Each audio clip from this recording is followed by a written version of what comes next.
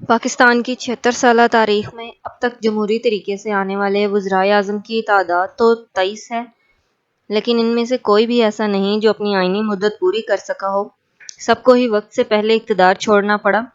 بظاہر تو سب وزرائے اعظم کے جانے کی وجوہات مختلف تھیں، لیکن ایک وجہ جو پاکستانی سیاست میں آج تک موجود ہے وہ فوج کی سیاست میں مداخلت ہے۔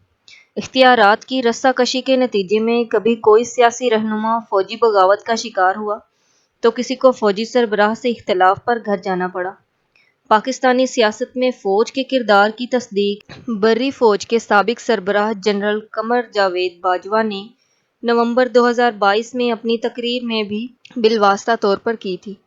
ان کا کہنا تھا کہ 70 برس سے فوج کی سیاست میں مداخلت رہی ہے، جو کہ نہ صرف غیر آئینی بلکہ اس سے فوج تنقید کی زد میں بھی آتی رہی۔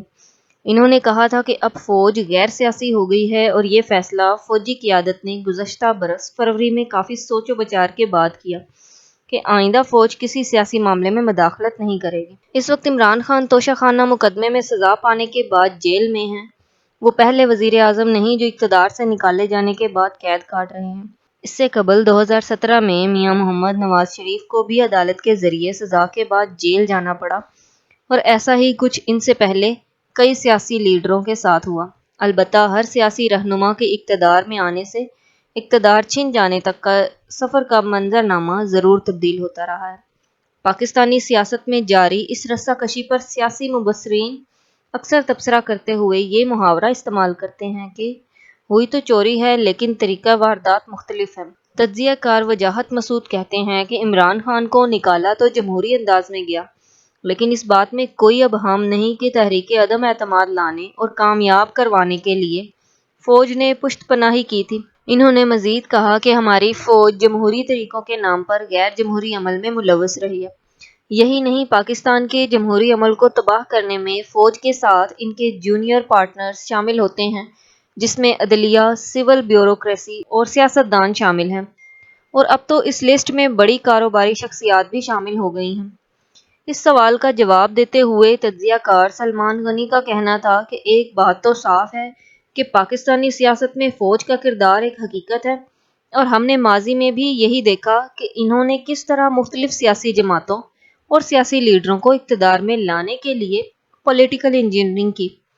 وہ سیاست میں اسٹیبلشمنٹ کے مداخلت پر کہتے ہیں کہ تاہم یہ بات اب کسی سے ڈھکی چھپی نہیں کہ فوج کس طرح پاکستانی سیاست میں مداخلت کرتی آئی ہے، اور اس بات کو سابق آرمی چیف قمر جاوید باجوہ نے بھی اپنی الوداعی تقریر میں تسلیم کیا تھا، جبکہ جاتے جاتے انہوں نے یہ بھی نعرہ لگایا کہ مستقبل میں فوج غیر سیاسی ہو کر اپنا کام کرے گی، لیکن ابھی تک تو ایسا کچھ نظر نہیں آ رہا۔ سلمان غنی نے اس معاملے میں سیاستدانوں کے کردار پر تنقید کرتے ہوئے کہا کہ جہاں تک رہی بات سیاستدانوں کی، تو وہ عوام سے ووٹ لے کر اقتدار میں تو آ جاتے ہیں، لیکن اقتدار میں آنے کے بعد وہ صرف کام اور فائدہ اس ملک کی اشرافیہ کو دیتے ہیں، جبکہ ان کی ناقص پالیسیوں کا شکار عام آدمی ہوتا ہے۔ لیکن یہاں سیاستدانوں کا کردار بھی اہم ہے، جو ایک دوسرے کے خلاف فوج کے ہاتھوں استعمال ہونے کے لیے تیار ہو جاتے ہیں۔ انہوں نے مزید کہا کہ یہ سیاستدانوں کی وہ کمزوری ہے جس کی وجہ سے وہ دوبارہ عوام میں اعتماد کے ساتھ واپس نہیں جا پاتے،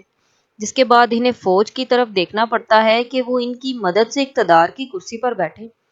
ماضی میں زیادہ تر سیاستدان اقتدار سے جانے کے بعد اس تبصرے کے برعکس شکوہ کرتے دکھائی دیے کہ فوج کی جانب سے ہمیں کھل کر ماضی کے مطابق حکومت چلانے کا موقع نہیں دیا گیا۔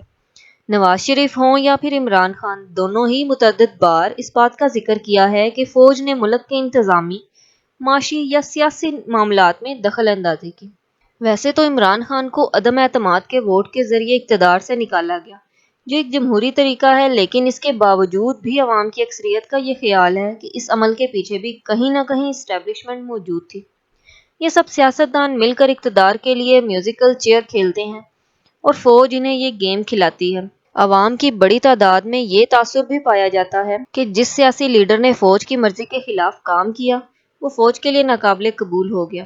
سیاسی تجزیہ کار سحر حبیب غازی اس پر تبصرہ کرتے ہوئے کہتی ہیں کہ زیادہ تر سیاستدان اپنے مفادات کے لیے خاموش رہتے ہیں۔